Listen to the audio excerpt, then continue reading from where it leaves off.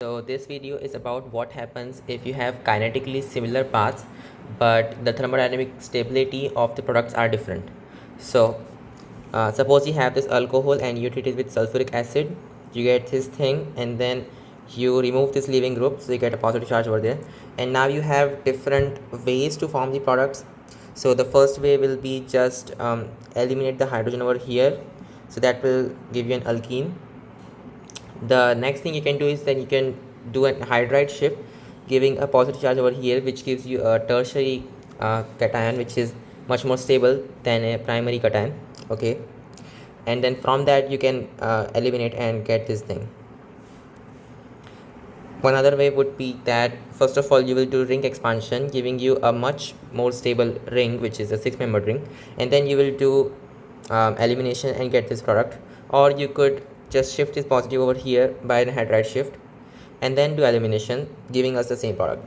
So my question is, will this path be more favored or will this path be more favored? So the answer is that both are going to be favored almost the same because their end products are the same. All right. So this product will be formed from both paths almost similarly. So now practical scale this will be different, but say if you have unlimited time, that then only the thing that we should be looking for is the delta H, and the delta H for this product and this product, they are the same. What about these? Oops, what happened? So what about these ones?